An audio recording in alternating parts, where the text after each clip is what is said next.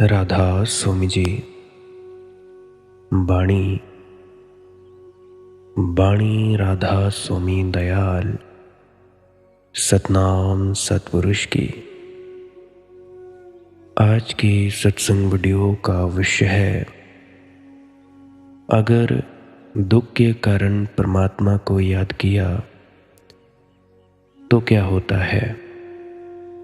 जो लोग दुखी होने के कारण परमात्मा को याद करते हैं उन्हें क्या होता है। और भी प्रश्न है एक, संतों महात्माओं का इतना विरोध क्यों होता है, इतने लोग उनके विरोधी क्यों खड़े हो जाते हैं। हालांकि वे काम तो कोई अच्छा ही कर रहे होते हैं, यानी दुनिया को सुख भी देते हैं, आनंद देते हैं अपने वचनों से, अपनी मौजूदगी से। फिर भी संतों महात्माओं को गालियां पड़ती हैं, सच्चे संतों को क्यों पड़ती हैं। तो चलिए इसी विषय के संदर्भ में आज की सत्संग वीडियो आरंभ करते हैं। गुरु प्यारी सत्कारयोग सत्संगत जी, आप सभी के भीतर बैठे परमात्मा को मेरा प्रणाम, आप सभी के चरणों में मेरा प्रणाम। विनती करना चाहता हूँ, जिन जिन का मन तंग करता है तो वो व्यक्ति इस वीडियो को पूरा अंत तक ज़रूर सुने। हो सकता है मेरी किसी वचन में आपके प्रश्न का जवाब मिल जाए, आपकी दुविधा का हल हो जाए और आपका जो मन तंग करता है ये आपको तंग ना करे। बाकी आपकी अपनी मौज है, आपकी अपनी दिली इच्छा है। तो अब मैं अपने मूल विषय की ओर बढ़ रहा हूँ, परमात्मा की याद। गुरु प्यारी सत्कारयोग सत्संगत जी, एक बात तुम सब जानते हो, जितने तुम लोग दुखी हुए हो, जितने ज़्यादा, तो उस दुख के कारण तुमने परमात्मा को याद किया। परंतु याद रखना मेरी एक बात, जो दुख के कारण परमात्मा को याद करता है, सच कहूँ परमात्मा को याद करता ही नहीं, क्योंकि दुख के कारण करता है तो परमात्मा से कुछ हेतु है कि मेरा दुख छीन लो, यानी अपना स्वार्थ है, मेरा दुख हर लो। ये प्रार्थना शुद्ध नहीं होती, ये प्रार्थना कलुषित है। मुझे लाइनें याद आती हैं, अगर नहीं है ये दस्ते हविस की कमज़ोरी तो फिर दराज़िए दस्ते दुआ को क्या कहिए। अगर नहीं है यह दस्ते हाविस की कमज़ोरी तो फिर दराज़िए दस्ते दुआ को क्या कहिए। अगर यह तृष्णा की कमज़ोरी नहीं है तो फिर प्रार्थना के बाद जो हाथ तुम फैलाते हो आकाश की तरफ, उनके लिए हम क्या कहें, किस लिए फैलाते हो। परमात्मा से भी कुछ मांगोगे तो तुम्हारा परमात्मा से संबंध नहीं जुड़ेगा। कुछ मांगो मत, मांग वासना है।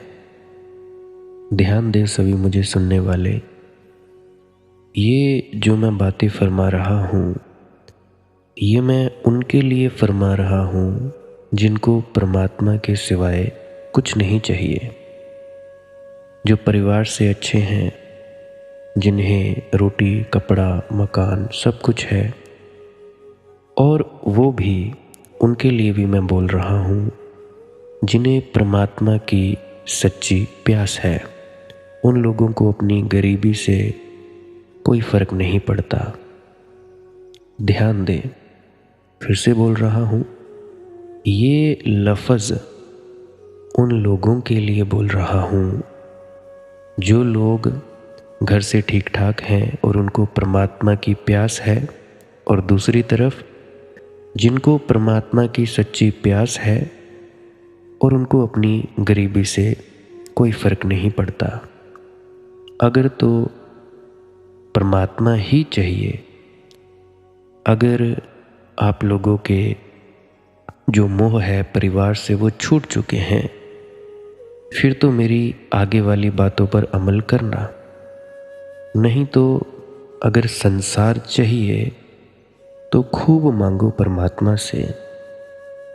दाता दे लैंदा थक पाए, जुगा जुगंतर खाए खाए।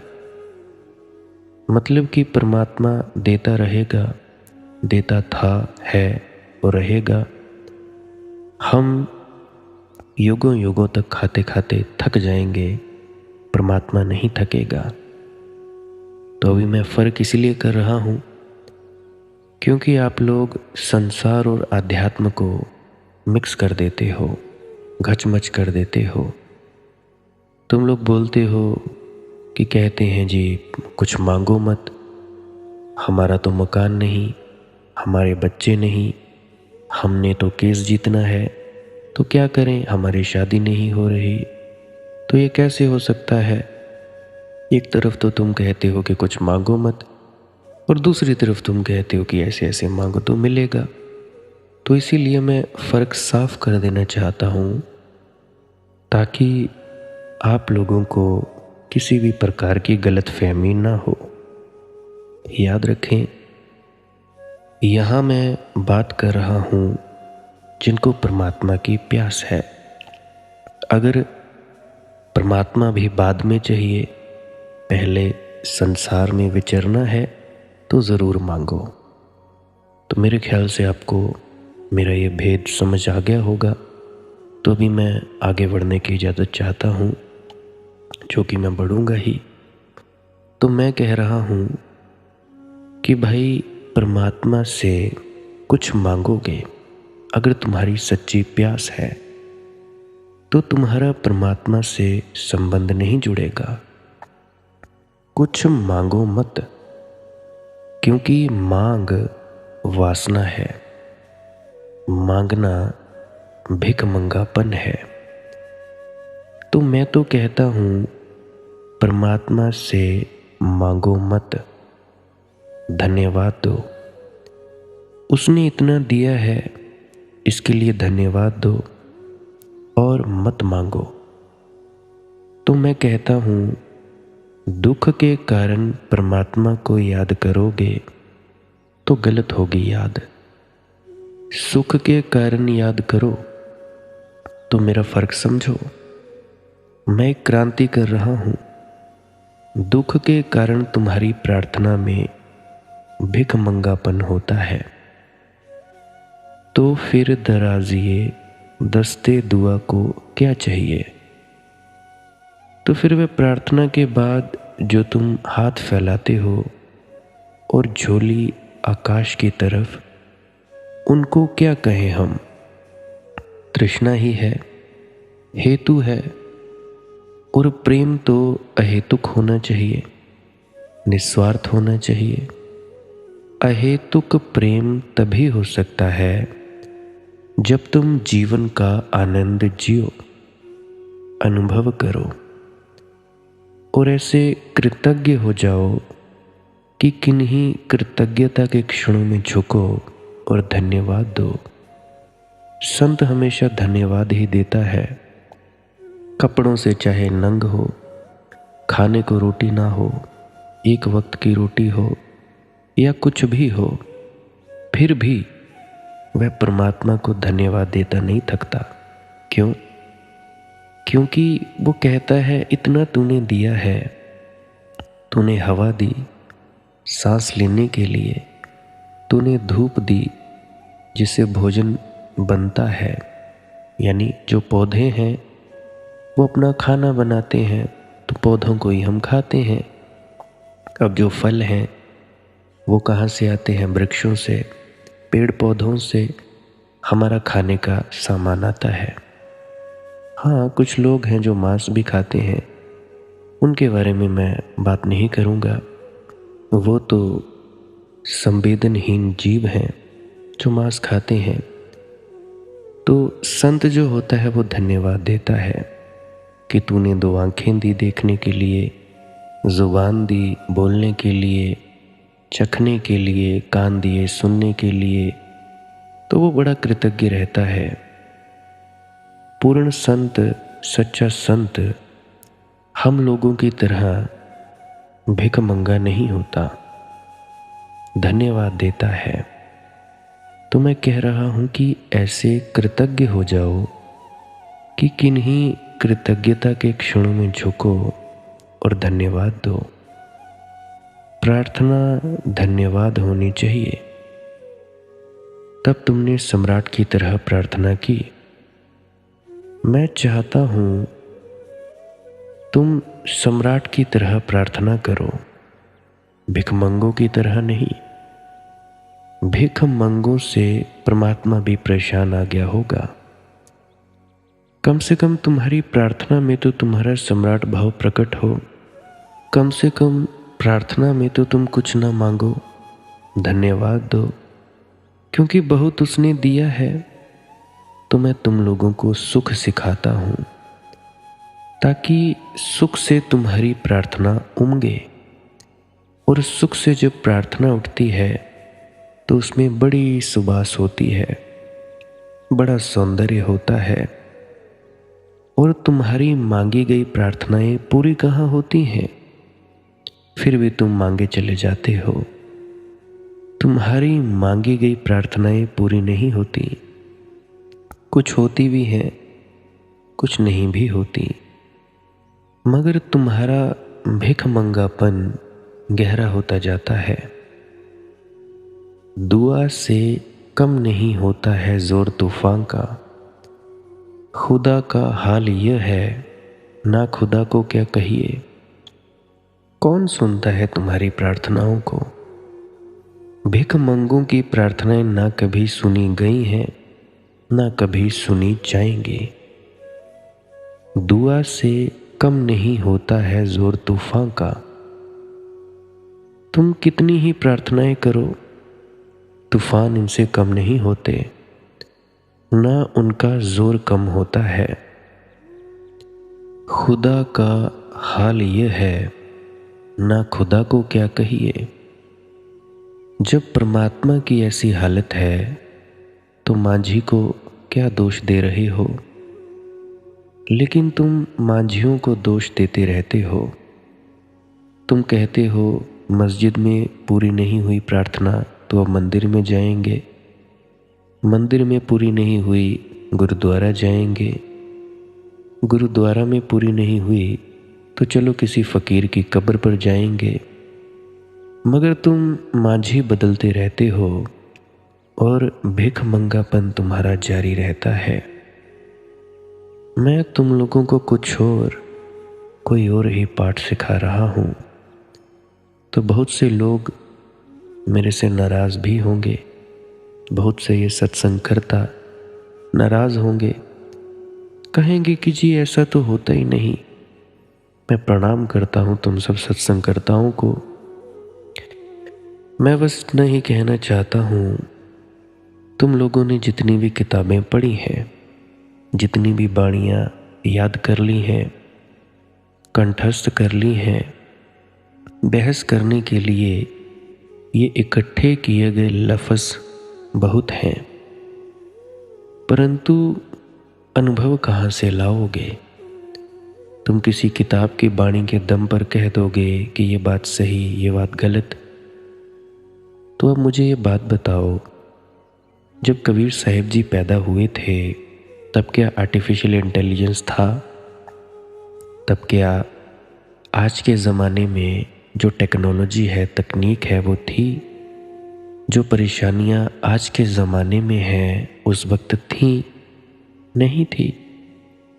तो उनकी जो शिक्षा है कबीर महाराज जी की, उनकी एक शिक्षा आज भी वही रहेगी। जो परमात्मा के बारे में है, परंतु जो दूसरी शिक्षाएं हैं जिनमें वो नियमों के बारे में बात करते हैं और भी संसारिक विषयों के बारे में, तो वो चीज़ें आज के ज़माने में कारगर नहीं है। अब एक उदाहरण ही ले लो।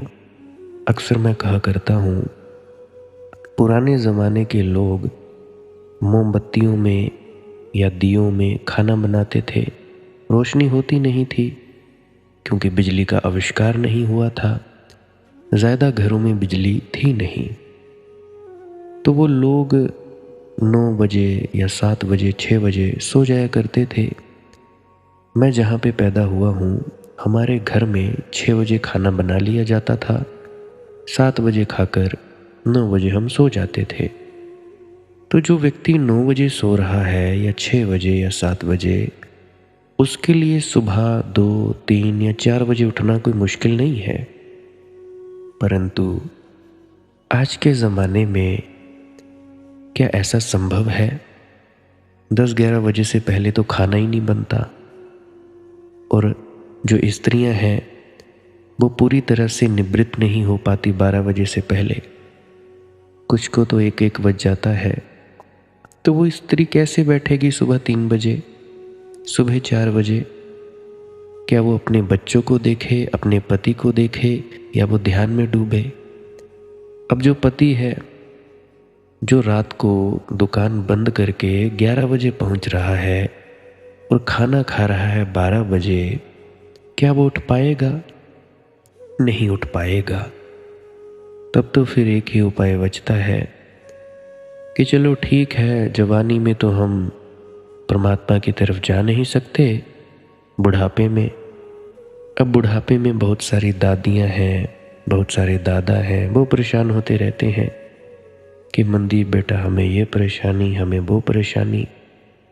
कईयों की तो परेशानी ऐसी हैं, कोई काम वासना तंग कर रही है, किसी का क्रोध तंग कर रहा है। तो जो लकड़ी जो छोटी होती है ना, छोटी उम्र में जो नहीं जले, वो बुढ़ापे में कैसे जलेंगे? अक्सर देखा होगा, छोटी लकड़ियों को आग जल्दी लग जाती है, और जो बड़ी लकड़ी होती है 2-3 फुट की, उसको आग बहुत ज़्यादा देर से लगती है। तब और भी ज़्यादा दिक्कत, बुढ़ापे की दिक्कत। तो इससे बेहतर यही है कि फुर्सत के लम्हों को पैदा किया जाए। ये ना कहा जाए कि तुम 3 बजे उठो, 4 बजे उठो, 5 बजे उठो। इस नियम का ज़्यादा कुछ फ़ायदा नहीं है। हाँ, कुछ लोग हैं जो इस नियम को अपना सकते हैं, परंतु हमें इस नियम को थोड़ी स्वतंत्रता से अपनाना चाहिए। कम से कम इतना तो होना चाहिए कि 8 घंटे की नींद ली जाए। ये नियम अपना सकते हो, क्योंकि शरीर 8 घंटे में पूरी तरह से तरोताज़ा हो जाता है। तो 8 घंटे में तरोताज़ा हो गया, तो अगर सुबह 5 बजे उठेगा, 6-7 बजे उठेगा, स्त्री हो या पुरुष, स्त्रियों को वैसे ज़्यादा काम करना पड़ता है, तो शाम को आप ध्यान में उतर सकते हो, या आप दोपहर में उतर सकते हो, या सुबह आधा पौना घंटा बैठ सकते हो। धीरे धीरे आपकी शक्ति बढ़ती जाएगी और आप आगे बढ़ने में सक्षम हो पाएंगे। परंतु कुछ लोग हैं, मेरी बात नहीं मानेंगे। ये क्या बात हुई? बाबा जी महाराज तो 3 बजे आते हैं जी। अरे भाई, बाबा जी महाराज तो 24 घंटे आते हैं। क्या गुरु को इतनी क्षीण समझा है, इतना ताकत के बिना समझा है कि वो 3 बजे भी आएंगे, बाकी वक्त नहीं आएंगे? क्या सोच रखा है तुम लोगों ने? अब हवा है, 24 घंटे मिलती है कि नहीं मिलती है? तो उसी तरह से दया मेहर है भाई, वो 24 घंटे बरसती है। जब जागो तब सवेरा, जब जागो तब ब्रह्म मुहूर्त। परंतु इसका मतलब ये भी नहीं कि भाई आलसी हो जाना है। आलसी हो जाओगे तो उससे भी अपना नुकसान। तो मैं बात कर रहा था कि भाई, माना कि बाबा जी महाराज या गुरुदेव महाराज 3 बजे आते हैं, जगाने के लिए आते हैं, परंतु किन्हें? उन्हीं को जो रात को जल्दी सोते हैं। रिटायर्ड व्यक्तियों के लिए मैं ये बात नहीं कह रहा हूँ। अब कोई रिटायर्ड है, वो जल्दी सोगा तो जल्दी उठेगा, या जिसकी नींद जो है वो भरपूर है, वो ब्रह्मचर्य उसका पालन हुआ है, तो उसको कोई बीमारी भी नहीं होगी, दिमाग में कोई चिंता भी नहीं होगी, तो वो व्यक्ति इस नियम को अपना सकते हैं। तो इसका मतलब ये नहीं कि आप शाम को नहीं बैठ सकते, दोपहर को नहीं बैठ सकते। अब बहुत सी स्त्रियां हैं जिनको मैंने सलाह दी कि जब पति चला जाए काम पर या आपके बच्चे स्कूल चले जाएं तब आप बैठ जाओ आधा पौना घंटा। फिर कईयों को ये परेशानी आती है जी कि बाहर से कोई आ जाता है। कोई बात नहीं, कोई दिक्कत की बात नहीं। अभी एक स्त्री की मेरे पास बात आई कि मैं ध्यान में बैठी हुई थी, तो दूसरी स्त्री आई, वो काफ़ी ज़्यादा मतलब कहा जाता है कि वो ध्यान में आगे है, तो वो मुझे जगाने लगी, मुझे हिलाने लगी। अरे भाई, ये क्या बात हुई? अगर तुम खुद ध्यानी हो तो मालूम होना चाहिए कि सामने वाला व्यक्ति अगर ध्यान में बैठा है तो उसको हिलाना नहीं है। फिर तो भाई ये पाखंड ही है, बस वही है दिखावे की भक्ति, बगुला भक्त। तो भाई बगुला भक्त भी नहीं बनना है कि दूसरों को दिखाने के लिए, बताने के लिए, या 4 लाइनें याद कर ली या जानकारियाँ इकट्ठी कर ली, दूसरों से बहस करने लगे, दूसरों के सर के ऊपर से टांग घुमाने लगे कि ना ना जी भाई, तुम हो नीचे, हम हैं श्रेष्ठ। तो भाई ऐसा नहीं करना। तो पुराने ज़माने की जो चीज़ें थी वो आज के ज़माने में कुछ काम करेंगी, कुछ काम नहीं करेंगे। तो इसीलिए कुछ लोग हैं वो मेरे से परेशान होंगे, कुछ हैं वो मुझे गालियाँ निकालेंगे, तरह तरह के लोग हैं। तो जिस व्यक्ति में जो होगा वो वही निकालेगा। जो गालियाँ निकालता है उसके अंदर गालियाँ, उसके गुरु ने उसको गालियाँ सिखाई होंगी। जो नफ़रत करते हैं उसके गुरु ने उसको नफ़रत ही सिखाई होगी। जो बैर विरोध करते हैं तो उसके गुरु ने उसको बैर विरोध सिखाया होगा। याद रखना मेरी एक बात, हमारे बोलने से, हमारे व्यक्तित्व से, हम किस परिवार से जुड़े हैं वो बताते हैं, और हमारा गुरु उस्ताद कौन है उसके बारे में भी हम ऐसे परिचय देते हैं। तो जो बोलना सोच समझकर बोलना दूसरों के सामने, और जो बर्ताव करना वो ढंग से करना। अब बहुत से लोग हैं जो मेरे से बहस बहासी करने लग जाते हैं कि भाई हम तुझे क्यों सुने, तुझे क्यों माने, हमारा तो गुरु है। अरे भाई, मैं कौन सा कह रहा हूँ कि मैं तुम्हारा गुरु बनने को तैयार हूँ। मैं तो बस बैठा हूँ। मैं को तुम लोगों के पास आया थोड़े ना हूँ कि भाई मेरे से कुछ पूछो, कुछ जानो। मैं नहीं आता। अब तो मैंने बंद ही कर दिया है। हाँ, पहले जाया करता था, अब तो बिल्कुल नहीं। परंतु मैं देखता हूँ लोगों के बीच में कितने ज़्यादा बैर विरोध करते हैं, कितना ज़्यादा नफ़रत करते हैं कि हम तुम्हें क्यों सुने, तुम्हें क्यों माने। अरे भाई, जिस गुरु से तुम शिक्षा लेते हो मैंने भी उसी से ली। अब उदाहरण के लिए क्लास में अंग्रेज़ी का शिक्षक है, अंग्रेज़ी पढ़ा रहा है, अंग्रेज़ी पढ़ाता है, या अंग्रेज़ी को छोड़ो परे, हिसाब, मैथमेटिक्स। अब जो मैथमेटिक्स पढ़ाता है शिक्षक वो ठीक है, उसने पढ़ाया, वो चला गया। अब जो कक्षा है उसमें हैं 10 विद्यार्थी। अब 2-3 विद्यार्थी थे जिसको समझ नहीं आया कि भाई क्या पढ़ा के गए शिक्षक। अब हमारा लेक्चर तो ख़त्म हो गया, शिक्षक चले गए अपनी अगली क्लास में। तो जब वो अगली क्लास में चले गए तो उसके बाद एक बच्चा क्लास में था जिसको समझ में आ गया कि पढ़ाया क्या गया है। अब अगर उस बच्चे ने जिन बच्चों को नहीं समझ आया उसको पढ़ा दिया अपने अनुभव के दम पर, तो उसमें कोई बुराई? आप लोग कहोगे कोई बुराई नहीं। तो फिर मुझ में भी क्या बुराई है भाई? मुझे सुनने से भी क्यों टलते हो? डरते हो तुम लोग अपनी मौत से। मुझे सुनना मतलब मृत्यु।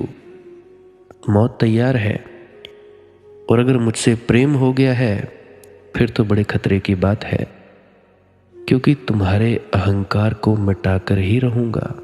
मिट जाएगा, कुछ तो मेरे शब्दों से मिट जाएगा, कुछ मेरे बोलने से, मेरी मौजूदगी से, क्योंकि हरदम नज़र रहती है, हरदम। ये मत सोचना मुझे पता नहीं लगता। किससे झूठ बोलते हो तुम लोग? क्या सोचते हो, क्या नहीं सोचते हो? घट घट के अंतर की जानत, घट घट के। खैर छोड़ो, तो मैं बात कर रहा था कि भाई जो लोग हैं वो निंदा करेंगे, बैर विरोध करते ही हैं। अब बहुत से लोग हैं जिन्होंने तुम्हें शरीर से दुश्मनी सिखाई। मैं शरीर से प्रेम सिखा रहा हूं, उन्होंने तुम्हें निंदा सिखाई। जो दूसरे लोग हैं कि ये भी गलत, वह भी गलत, सब गलत। अरे भाई, सब गलत है तो सही क्या है? ये जो दूसरे व्यक्ति हैं, जितने भी व्यक्ति हैं, तो भाई सही क्या है? ये जो तुम लोग सत्संग करता बनते हो किताबों के दम पर, सही क्या है भाई? तुम लोग खुद को पहचानो। क्या तुम्हारा कुछ अनुभव है? अगर है तो मैं पाँव पड़ने को तैयार हूं। अगर नहीं है तो भाई खुद को देखो, अपनी गलतियों को सुधारो। मेरे साथ नफरत करने से कुछ नहीं होगा, मुझे भला बुरा करने कहने से कुछ नहीं होगा। मैं तो कहता हूं कि भाई कुछ भी गलत नहीं, जो भी करो बोधपूर्वक करो। बोध सही और अबोध गलत। बस सीधा सा बात है मेरी कि जागृत होकर तुम जो भी करो, होश पूर्वक जो भी करो, ठीक है। यही बात बाबा जी कहते हैं कि भाई जागृत अवस्था में आ जाओ। मुझे कहानी याद आती है नागार्जुन जी की। नागार्जुन से एक चोर ने पूछा, आप कहते हैं जो भी करो होशपूर्वक करो, जागृत रहकर करो, वह ठीक है। अगर मैं होशपूर्वक चोरी करूं तो? नागार्जुन ने कहा, तो चोरी भी ठीक है, होशपूर्वक भर करना, शर्त याद रखना। उस चोर ने कहा, तो ठीक है, तुमसे मेरी बात बनी। मैं बहुत गुरुओं के पास गया, मैं जाहिर चोर हूं। जैसे गुरु प्रसिद्ध हैं ऐसे ही मैं भी प्रसिद्ध हूं। सब गुरु मुझे जानते हैं, आज तक पकड़ा नहीं गया हूं। सम्राट भी जानता है, उसके महल से भी चोरियां मैंने की हैं, मगर पकड़ा नहीं गया। अब तक मुझे कोई पकड़ नहीं पाया है। तो जब भी मैं किसी गुरु के पास गया तो वे मुझसे यही कहते हैं, पहले चोरी छोड़ो, फिर कुछ हो सकता है। अब चोरी मैं छोड़ नहीं सकता। अब मेरी बात गौर से सुनना। नागा अर्जुन ने बड़े अद्भुत शब्द कहे थे। नागा अर्जुन ने कहा था, तो जिन गुरुओं ने तुमसे कहा चोरी छोड़ो, वे भी चोर ही होंगे, भूतपूर्व चोर होंगे, इससे ज्यादा नहीं। नहीं तो चोरी से उनको क्या लेना देना भैया? मुझे चोरी से क्या लेना देना? मैं तुमसे कहता हूं होश संभालो, फिर तुम्हें जो करना हो करो। मैं तुम्हें दिया दे देता हूं, फिर दिए के रहते भी तुम्हें दीवार से निकलना हो तो निकलो। मगर मैं जानता हूं जिसके हाथ में दिया है वह दरवाजे से निकलता है। मैं नहीं कहता कि दीवार से मत निकलो। अंधेरे में जो आदमी है उससे क्या कहना कि दीवार से मत निकलो? वह तो टकराएगा ही, वह तो गिरेगा ही, उसे तो दरवाज़ा कैसे मिलेगा? दीवार बड़ी है, चारों तरफ दीवारें ही दीवारें हैं, हमने ही खड़ी की हैं, निकल नहीं पाओगे। और जब निकलोगे नहीं बार बार गिरोगे। और पंडित पुजारी चिल्लाए रहे हैं, ये सत्संग करता चिल्लाए रहे हैं कि दीवार से टकराए कि पाप हो गया, फिर टकराए फिर पाप हो गया। और जितने तुम घबराने लगोगे उतने ज़्यादा टकराने लगोगे, उतने तुम्हारे पैर कंपने लगेंगे। तो नागा अर्जुन जी ने ठीक कहा, मैं दिया दे देता हूँ तुम्हें, अब तुझे दीवार से निकलना हो तो तेरी मर्जी, मगर दिया भर ना बुझ पाए, दिए को संभाले रखना। वह चोर 15 दिन बाद आया। उसने कहा, मैं हार गया, तुम जीते। तुम आदमी बड़े होशियार हो, तुमने खूब मुझे धोखा दिया। मैं जिंदगी भर लोगों को धोखा देता रहा, तुमने मुझे धोखा दे दिया। आज 15 दिन से कोशिश कर रहा हूँ होश पूर्वक चोरी करने की, नहीं कर पाया। क्योंकि जब होश संभलता है चोरी की वृत्ति ही चली जाती है। जब चोरी की वृत्ति आती है तब होश नहीं होता। तुम जरा करके देखना, तुम भी करके देखना, होश पूर्वक झूठ बोलकर देखना। होश संभलेगा, सच होठों पर आ जाएगा। होश गया, झूठ बोल सकते हो। जरा होश पूर्वक अपनी काम वासना को देखना। उतरना मत, उतरने से पहले होश पूर्वक काम वासना को देखना। अब इसका मतलब ये नहीं कि तुम उठाए मोबाइल और देखने लगे नंग धड़ंग, नहीं। अपना मोबाइल साइड में और अपने आप को देखना। बस देखते रहना, देखते रहना, देखते रहना, होश पूर्वक देखना। क्योंकि यही समस्या आजकल ज़्यादा चल रही है। पूर्ण होश से अपने अंदर उठती हुई वासना की तरंगों को देखना। जब होश पूर्वक देखोगे ना तो होश आया और सारी वासना ठंडी पड़ जाएगी। होश गया, उत्तप्त हुए। बेहोशी में ताप है, ज्वर है, होश शीतल है। होश पूर्वक कोई वासना में ना कभी उतरा है ना उतर सकता है। इसलिए मैं नहीं कहता कि तुम वासना छोड़ो, मैं कहता हूँ होश संभालो। फिर जो छूट जाए सो छूट जाए, जो ना छूटे वह ठीक है। होश पूर्वक जीवन जीने से जो बच जाए वही पुण्य है, और जो छूट जाए, छोड़ना ही पड़े होश के कारण, वही पाप है। मगर पाप पुण्य का मैं तुम्हें ब्यौरा नहीं देता, मैं तो सिर्फ दिया तुम्हारे हाथ में देता हूँ। तुम लोग रोज सांस्क्रिया करो या ध्यान में उतरो और सारा दिन होश संभाले रखो। और उसकी फिक्र मत करना कि मैं बेहोश हो गया, मैं हो गई, कोई फिक्र नहीं। बस होश में रहना कि ये हो क्या रहा है, बोल क्या रहे हैं, कर क्या रहे हैं। तो जो गलत होगा वो होगा नहीं तुमसे, जो सही होगा वो होगा। हालांकि सही और गलत कुछ होता नहीं, परिस्थितियों पर निर्भर करता है क्या सही है क्या गलत है। परंतु तुम्हारे पंडित पुरोहित, तुम्हारे राजनेता, तुम्हारे नीति शास्त्री, उनका काम यही है कि लिस्ट बनाओ, नियम बनाओ, कानून बनाओ। इतने कानून दे दो कि आदमी दब जाए, मर ही जाए। बौद्ध ग्रंथों में कोई 33,000 नियम है नीति के, याद भी ना कर पाओगे। परंतु कुछ मूढ़ होंगे जिन्होंने याद कर लिया होगा, परंतु बहुत हैं जो याद नहीं कर पाएंगे। कैसे याद करोगे 33,000 नियम? और जो आदमी 33,000 नियम याद करके जिएगा, क्या वह जी पाएगा? उसकी हालत वही हो जाएगी जो मैंने सुनी है। मैंने कहानी सुनी थी ओशो से, आचार्य रजनीश जी से।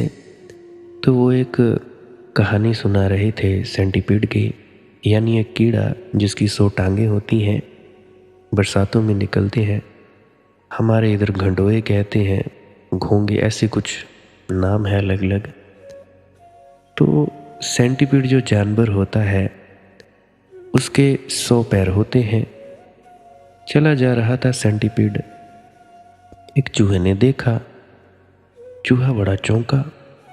उसने कहा, सुनिए, 100 पैर, कौन सा पहले रखना कौन सा पीछे रखना, आप हिसाब कैसे रखते हो?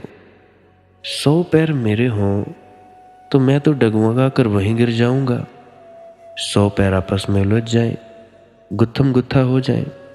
100 पैर हिसाब कैसे रखते हो कि कौन सा पहले, फिर नंबर 2, फिर नंबर 3, फिर नंबर 4? 100 का हिसाब गिनती में मुश्किल नहीं आती? सेंटीपीड ने कभी सोचा नहीं था। पैदा ही से 100 पैर थे, चलता ही रहा था। उसने कहा, भाई मेरे, तुमने एक सवाल खड़ा किया। मैंने कभी सोचा नहीं, मैंने कभी नीचे देखा भी नहीं कि कौन सा पैर आगे, कौन सा पैर पहले। लेकिन अब तुमने सवाल खड़ा कर दिया तो मैं सोचूंगा, विचारूंगा। सेंटीपीड सोचने लगा, विचारने लगा, वहीं लड़खड़ा कर गिर पड़ा। खुद भी घबरा गया कि कौन सा पहले कौन सा पीछे। ऐसे ही हम सब की हालत है। एक जीवन की सहजता है। तुम्हारे नियम, तुम्हारे कानून सारी सहजता नष्ट कर देते हैं। 33,000 नियम, कौन सा पहले कौन सा पीछे? 33,000 का हिसाब रखोगे मर ही जाओगे, दब ही जाओगे भाई, प्राणों पर पहाड़ बैठ जाएंगे। मैं तो तुम्हें सिर्फ एक नियम देता हूं, जो कि बाबा जी महाराज भी देते हैं, जागृता, होश। बेहोशी छोड़ो, होश संभालो। और ये 33,000 नियम भी बेईमानों को नहीं रोक सकते। वे कोई ना कोई तरकीब निकाल लेते हैं। अंग्रेजी में कहावत है कि जहाँ भी संकल्प है वहीं मार्ग है। उस कहावत में थोड़ा फर्क कर लेना चाहिए। मैं कहता हूँ, जहाँ भी कानून है वहीं मार्ग है। तुम बनाओ कितने कानून बनाते हो, मार्ग निकाल लेगा आदमी। ऐसा हुआ कि बुद्ध के पास एक भिक्षु आया।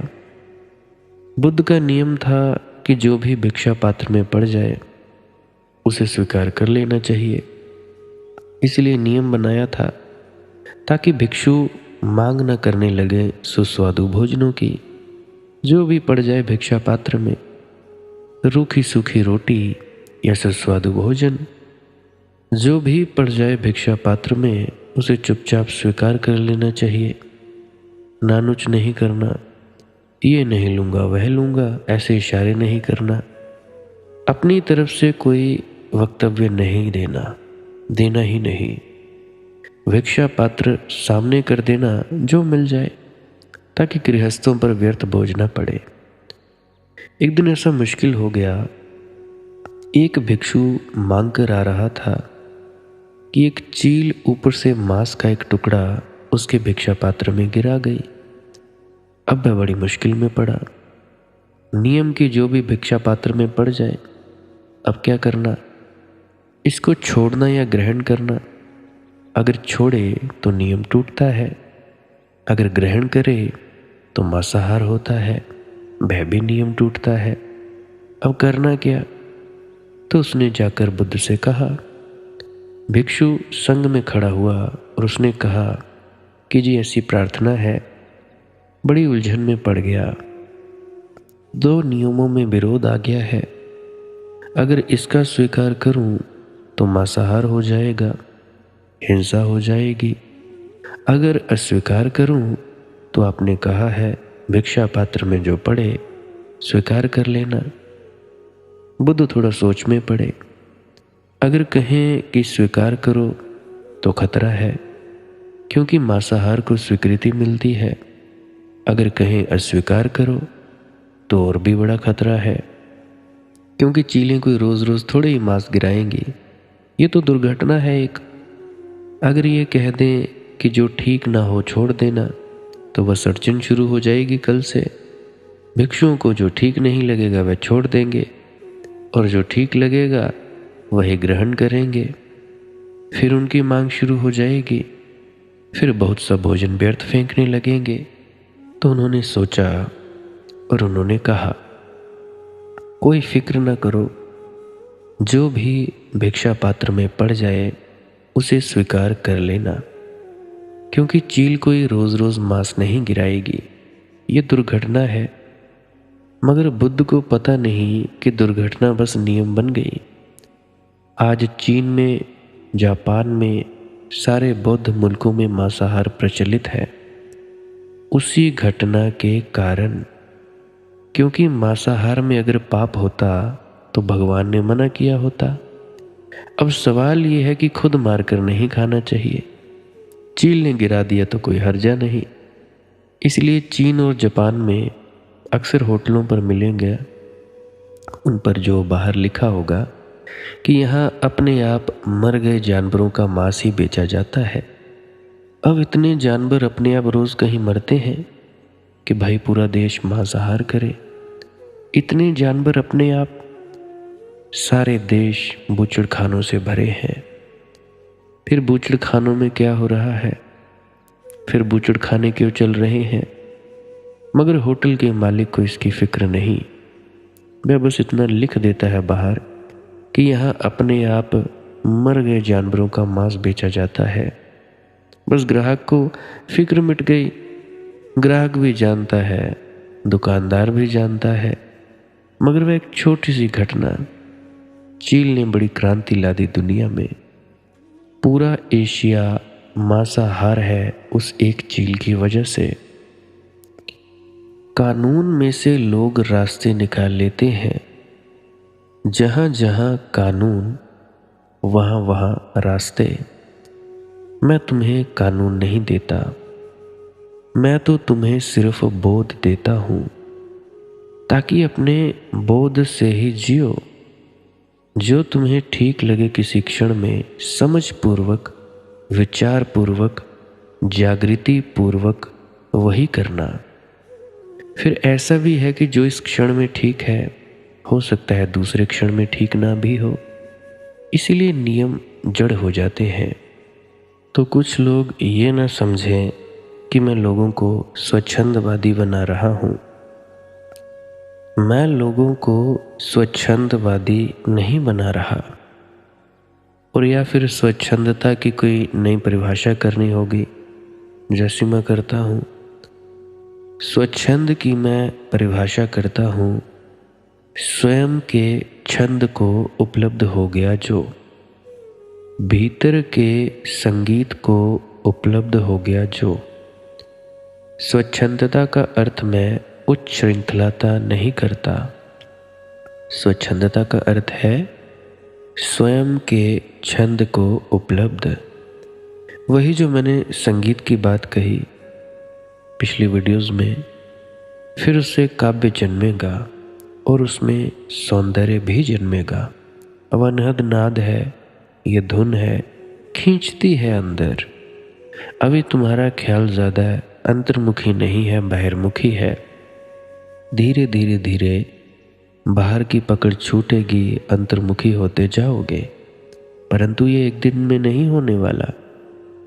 वैसे होने को तो एक क्षण में भी हो सकता है, परंतु हमारी पकड़ इतनी है। मैं कुछ लोगों को देखता हूँ, कहते हैं कि जी हम परेशान हैं, हमारी ये समस्या है, ये है।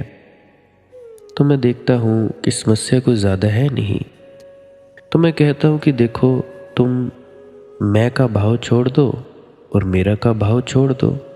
बच्चा तुम्हारा बच्चा रहेगा, पत्नी तुम्हारी पत्नी रहेगी। तो पति पत्नी सब वैसे के वैसे रिश्ते रहेंगे। बस तुम्हारे अंदर से मेरा और मैं का भाव छूट जाए।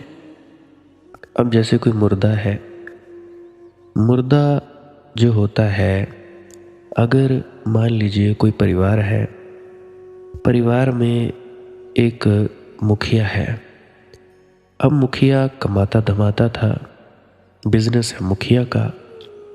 यानी घर का जो सबसे बड़ा मेंबर, व्यक्ति, पुरुष, वो बिजनेसमैन था। अब उसी के कारण पूरा जो परिवार है उससे उसका भरण पोषण होता।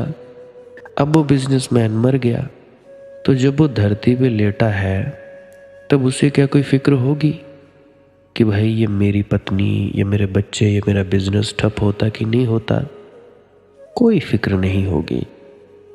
तो उसी प्रकार से जैसे मुर्दा है, जीते जी मरना, मुर्दा परवाह नहीं करता, उसके अंदर मैं और मेरा का भाव नहीं होता, उसी तरह से संसार में जियो। जियो ज़रूर, अपने जिम्मेवारियों को निभाओ, परंतु उसमें मैं और मेरा की भावना को मत जोड़ो। जैसे ही मैं, मेरा और तेरा की भावना छूटेगी, अहंकार भी छूट जाएगा। यह है आप लोगों की सबसे बड़ी समस्या। वैसे कहते हो कि हमारा किसी से मोह नहीं, फिर कहते हो कि जी मेरा बेटा ऐसा है, परेशान है, फला है, ढेका है। अरे भाई, एक तरफ तुम कहते हो मेरा किसी से मोह नहीं, फिर ये मेरा बेटा कहाँ से आया? बेटे की परेशानी बेटा देखे, बेटी की परेशानी बेटी देखे।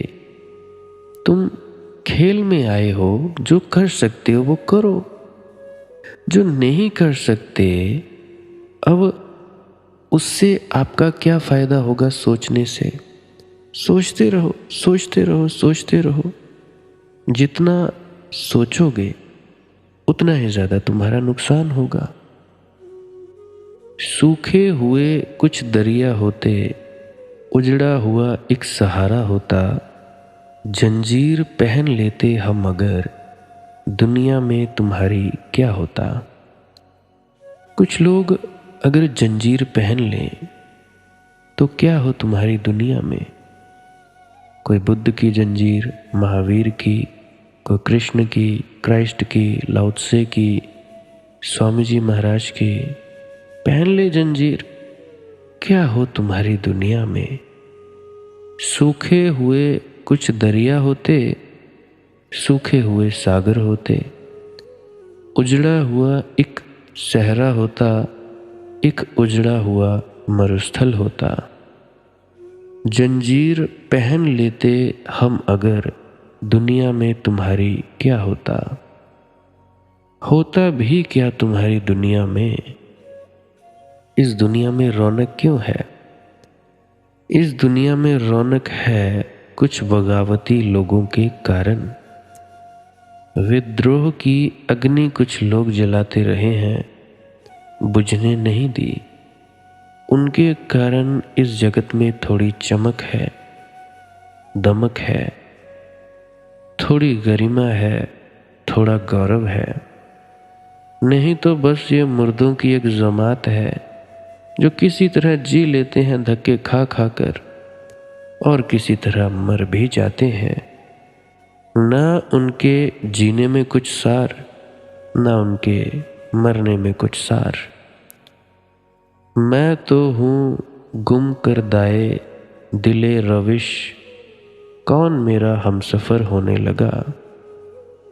मैंने तो अपना दिल डुबाया है, मैंने तो अपने को गवाया है। मैं तो हूँ गुम कर दाए दिले रविश, मैं तो एक पागल हूँ, एक दीवाना, एक मतवाला, एक मदमस्त।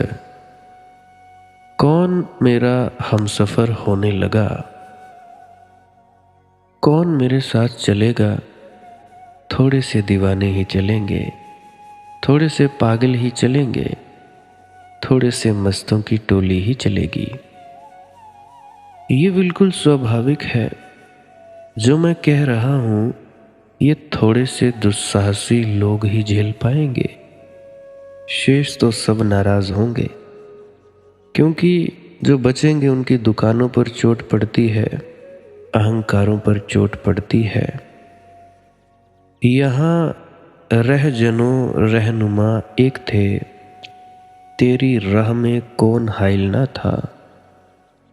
परमात्मा के रास्ते में लुटेरे तो बाधा डालते ही हैं। तुम जिनको पथ प्रदर्शक मानते हो वे भी बाधा डालते हैं। यहाँ रहजनों रहनुमा एक थे, यहाँ लुटेरे और पथ प्रदर्शक सब एक थे। यहाँ रहजनों रहनुमा एक थे, तेरी राह में कौन हाइल न था। परमात्मा के रास्ते पर सब बाधा डालते हैं, क्योंकि लुटेरा भी नहीं चाहता कि तुम उसके रास्ते पर जाओ। तुम उसके रास्ते पर चले गए तो तुम लुटेरे की सीमा के बाहर चले गए, और तुम्हारे पथ प्रदर्शक भी छिपे हुए लुटेरे हैं। वे भी नहीं चाहते कि तुम उसके रास्तों पर जाओ, नहीं तो मंदिरों में कौन जाएगा, तीर्थों में कौन जाएगा, यज्ञ हवन की मूर्ताएं कौन करेगा करवाएगा। ये इतना जो जाल है शोषण का फैला हुआ, ये एकदम अस्त व्यस्त हो जाएगा। नहीं, कोई भी नहीं चाहता कि ऐसा हो। ये कैसी महफिल है जिसमें साकी लहू प्यालों में बंट रहा है। मुझे भी थोड़ी सी तिश्रगी दे कि तोड़ दूं ये शराब खाना। ऐसी करो प्रार्थना परमात्मा से। ये कैसी महफिल है जिसमें साकी लहू प्यालों में बंट रहा है। यहाँ मंदिर मस्जिद सबकी बुनियाद में लहू है। यहाँ अमृत के नाम पर जहर बांटा जा रहा है। यहाँ धर्म के नाम पर आदमी काटे गए हैं, काटे जा रहे हैं, काटे जाते रहे हैं। ये कैसी महफिल है जिसमें साकी लहू प्यालों में बंट रहा है। मुझे भी थोड़ी सी तिश्रगी दे कि तोड़ दूं ये शराब खाना। स्याहियाँ बुन रही हैं रातें, तजल्लियाँ गढ़ रही हैं सूरज। खुदा ओ इब्लीस की शराकत में चल रहा ये कारखाना। ऐसा मालूम होता है कि शैतान और परमात्मा दोनों का षड्यंत्र हो गया है। दोनों मिल गए हैं, उनकी शराकत में, उनकी साझेदारी में यह कारखाना चल रहा है, ऐसा मालूम होता है।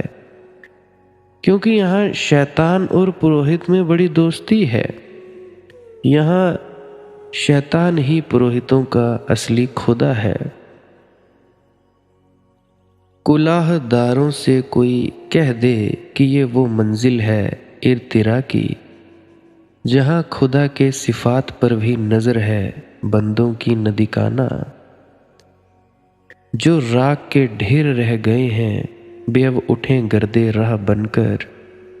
उठो, कब तक राख के ढेर बने रहोगे। हवा की रफ्तार कह रही है कि काफिला हो चुका रवाना।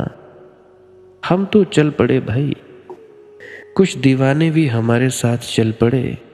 चलो, फिक्र छोड़ो लोगों की।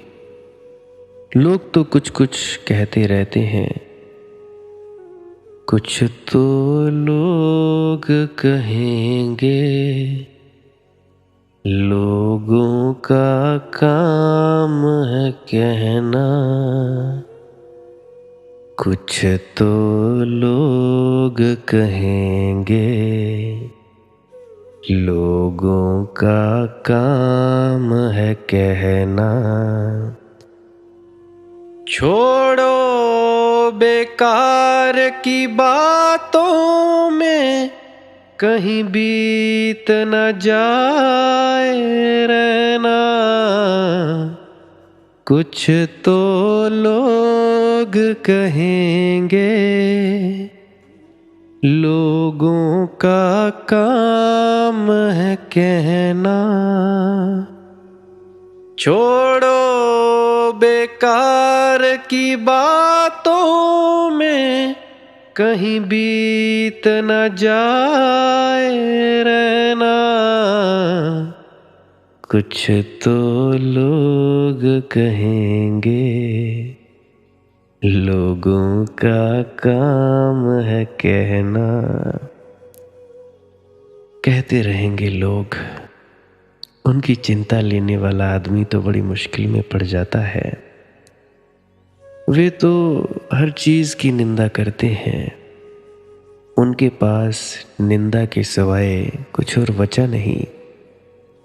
देखने वाली आंखें नहीं है, और अगर थोड़ी देखने की समझ भी है तो देखने की हिम्मत नहीं है। क्योंकि अगर वे देखेंगे लोग तो फिर बदलाहट करनी होगी, और बदलाहट करना कठिन सौदा है। सारी जिंदगी एक ढंग से जमा ली है, उसमें फिर फर्क लाना होगा। मेरी बातें चुभेंगी बहुत, तुम लोगों को कठिनाई में भी डालेंगी। आर पार हो जाएंगी हृदय के, अहंकार टूटेगा। पर एक बात का मैं आश्वासन दिलाता हूं, बदलाहट को स्वीकार करोगे तो भाई आज कुछ, कल कुछ, परसों कुछ, और तुम निखर कर बाहर आओगे और परमात्मा हो ही जाओगे। कोई शक नहीं, बस अमल में लाना होगा। अमल में लाओगे तो होगा। वैसे अगर मुझे सुनते भी जाओगे, शांति मिलती जाएगी, मिलती जाएगी, मिलती जाएगी। कोई शक नहीं कि शांति नहीं मिलती होगी, क्योंकि जिस शांति के पलों में ये शब्द आ रहे हैं, अगर वो व्यक्ति शांत है, पूरी तरह से अपने आप में स्थित है, तो ऐसा कभी नहीं हो सकता कि सुनने वालों में शांति ना आए, पास बैठने वालों में शांति ना आए। हो नहीं सकता। गंधी के पास बैठे हो और सुगंध न आए, ऐसा हो नहीं सकता। काले बादल छाए हों और बादलों से पानी न बरसे, ऐसा हो नहीं सकता। सूरज निकला हो और उसकी किरणें फैली ना हो नहीं सकता। अमल जरूरी है भाई। ध्यान में डूबो, कुछ ना करने के लिए बैठो, आनंद में डूबो, परम आनंद, आनंद ही आनंद, बस आनंद। अगर किसी का कोई प्रश्न है, कोई परेशानी है, कमेंट सेक्शन में लिख सकते हो। बाकी प्रार्थना करना हमारा फर्ज है, करना न करना मालिक की मौज है। शुरू में मैंने कहा मांगो मत। किनके लिए? जिन्हें सिर्फ परमात्मा ही चाहिए। बाकी जिन्हें कुछ चाहिए मांगो, मुंह फाड़ कर मांगो। बाकी देखते हैं किस किस को मिला है, मिल ही रहा है। आज के लिए बस इतना ही। बहुत बहुत धन्यवाद। हर रोज मैं एक ही क्लिप को वीडियो के एंड में ऐड करता हूं, ताकि रोज रोज कोई मुझसे ना पूछने आए कि भजन सिमरन कैसे करें भाई, या श्वास क्रिया कैसे करें। तो भी मैं प्ले करने वाला हूं, उसको सुन लेना। भजन सिमरन क्या है और श्वास क्रिया क्या है। भजन सिमरन क्या है? भजन और सिमरन दो अंग हैं। सिमरन है कुछ शब्दों का जाप करना जो आपको आपके सद्गुरु द्वारा बताए जाते हैं। कोई भी जाप हो सकता है, कोई भी शब्द हो सकते हैं। करना क्या है? किसी कमरे में बैठ जाइए, या रात को बैठ सकते हैं, सुबह बैठ सकते हैं, या जब भी आपको फुर्सत के लम्हे मिले बैठ सकते हैं। तो जब बैठें तो शरीर को बिना हिलाए डुलाए बैठना है। जो बैठ नहीं सकता तो वो लेट जाए, जो चौकड़ी नहीं मार सकता वो टांगे सीधी कर ले। कोशिश ये रहनी चाहिए कि ज़्यादा से ज़्यादा वक्त शरीर को बिना हिलाए डुलाए बैठा जाए। उसके बाद अपने शब्दों का जाप शुरू कर दें। आंख बंद रखें, आंखों पर ज़्यादा जोर नहीं लगाना है, कोई कष्ट नहीं देना है, नहीं तो सर में दर्द होगा और फिर आप लोगों को परेशानी हो सकती है। तो आपने क्या करना है, चुपचाप शांत होकर बैठे रहना है, शब्दों का जाप शुरू कर देना है। जितनी देर भी आप करना चाहो, आधा घंटा, पौना घंटा, 10 मिनट, 15 मिनट, या जितनी भी आपको आपके सदगुरु द्वारा दिया गया निर्देश है, जितना निर्देश है उसका पालन कीजिए। और उसके बाद दूसरा स्टेप करना बड़ा ही ज़्यादा ज़रूरी है। वो क्या है, वो उसी अवस्था में बैठे रहें या आसन भी बदल सकते हैं। ये जो शब्दों का जाप होता है ये एकाग्रता के लिए होता है, ताकि मन की एकाग्रता आ जाए। और जब मन की एकाग्रता आ जाए फिर दूसरा कदम क्या है, धुन सुनने के लिए बैठना। चुपचाप बैठे रहें, आंख बंद है, शब्दों का जाप बंद कर देना है। और अगर कोई भी आपके गुरु महाराज है, उनको आप स्मरण कर रहे थे, याद कर रहे थे, आंखों के सामने शक्ल ला रहे थे, तो उसको लाना बंद कर दीजिए। शब्द धुन सुन रही है तो सुनते रहिए, आंख बंद करके अंधेरे में ही टिके रहें। टिके रहना है और ये इच्छा नहीं करनी है कि कुछ दिखे, कहीं पहुंचा जाए, परमात्मा को पाना है, ये करना है, वो करना है। याद रखें, ना कुछ समझना है, ना कुछ देखना है। ऐसे ही अज्ञानी होकर इसी अंधेरे में पड़े रहें। इसी अंधेरे में पड़े रहना है बस। उसके बाद जो होगा सो होगा। और अगर कोई अनुभव हो भी गया तो इससे ये नहीं कि अगली बार फिर से कामना करनी है कि ये वैसे ही हो। कामना ही सबसे बड़ी अड़चन है, इच्छा ही सबसे बड़ी अड़चन है, किसी चीज़ की तृष्णा करना ही सबसे बड़ी अड़चन है, मांग ही वासना है। अगर परमात्मा चाहिए तो कुछ नहीं मांगना है, चुपचाप बस बैठो, अपने आराम में बैठो, अपने विश्राम में बैठो। धीरे धीरे धीरे वो होगा जो होना चाहिए। अगर मैं ज़्यादा बोलूँगा तो आप लोग फिर से उसकी कल्पना कर लोगे कि जी ऐसा होता है, खंड ब्रह्मांड ऐसे होते हैं, चांद तारे दिखेंगे, फलाना ढिकाना। तो मैं ऐसा नहीं कहूँगा। मैं बस इतना कहूँगा, जो कुछ दिखता है, कुछ भी दिख जाए, वो मन है, वो माया है। जो नहीं दिखता वही आत्मा है, वही आत्मा में होना है। अब जैसा कि तुम लोग इसी अंधेरे में टिके रहोगे, टिके रहोगे, टिके रहोगे, तो कुछ दिनों के बाद या महीनों के बाद एक प्रकाश आएगा। वो प्रकाश पूरे शरीर में फैलता जाएगा और धीरे धीरे तुम इस प्रकाश के सहारे अपने आप में स्थित होगे। अब देखो, इस प्रकाश को देखने वाले भी तुम हो और इस शब्द धुन को सुनने वाले भी तुम हो। अब जो ये शब्द धुन को सुनता है और प्रकाश को देखता है, ये तुम हो। तो अपने आप में स्थित होना है, अपने आप को जानना ही सच्चा आत्मज्ञान है। खुद को जानना, खुद को जान लिया, मालिक को फिर जान जाओगे। तो इतनी सी प्रक्रिया है। और आगे आप श्वास क्रिया भी कर सकते हो। ये मुझे बताई गई थी विजय शर्मा जी द्वारा। वो एक उच्च कोटि के संत हैं, तो उन्होंने मुझे बताई, और मेरा फ़र्ज़ बनता है कि आप सभी को बताऊं।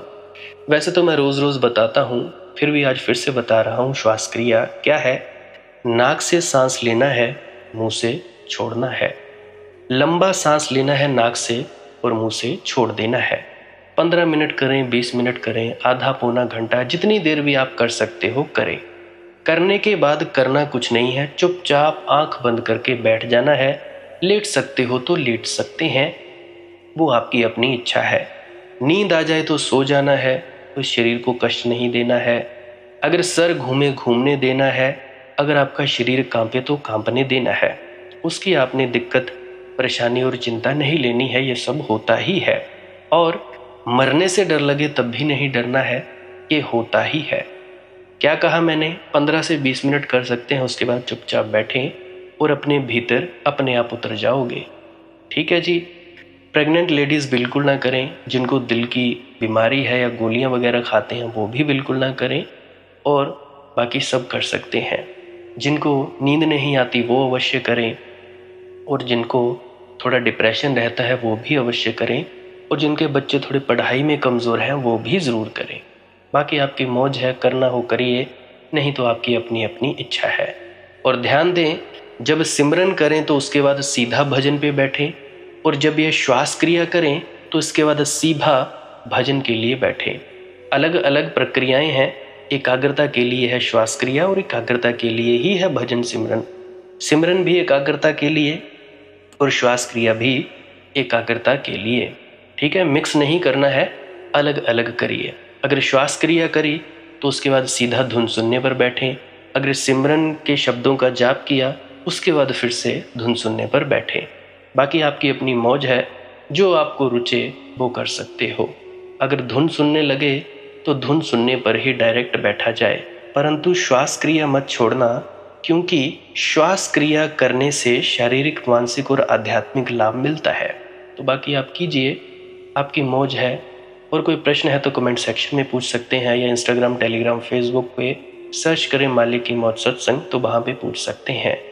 प्रश्न पूछने से पहले एक विनती, आप लोग पुरानी सत्संग वीडियोस को अवश्य सुनिए। क्या पता आपके प्रश्नों के जवाब मिल जाएं और आप अपने भीतर ध्यान में उतर जाएं। बाकी आपकी अपनी मौज है। लाइक कर सकते हैं इस वीडियो को अगर आपको कुछ सीखने को मिला है, और कमेंट सेक्शन में राधा स्वामी ज़रूर लिखें। सब्सक्राइब कर सकते हैं इस चैनल को अगर रोज़ रोज़ नए नए सत्संग सुनना चाहते हैं। और बाकी आप सत्संग लगा के छोड़ दीजिए, और बस छोड़ दीजिए। सुनते सुनते आप ध्यान में प्रवेश करेंगे या तो आप जी सो जाएंगे, तो आपकी मौज है। बाकी आप लोग अगर शेयर करना चाहो अपने मित्रों तक तो कर सकते हैं, नहीं तो मालिक की मौज है, कोई चक्कर नहीं है। आप मुझे इतने अंत तक सुनते हो, इतने अंत तक सुनने के लिए आपका बहुत बहुत शुक्रिया, बहुत बहुत धन्यवाद। और मुबारक हो आप लोगों ने जो आनंद प्राप्त किया। अब मैं अपने गुरु महाराज को प्रणाम करता हूँ, आप सभी के भीतर बैठे परमात्मा को भी प्रणाम करता हूँ। मेरा प्रणाम स्वीकार करें। राधा स्वामी जी।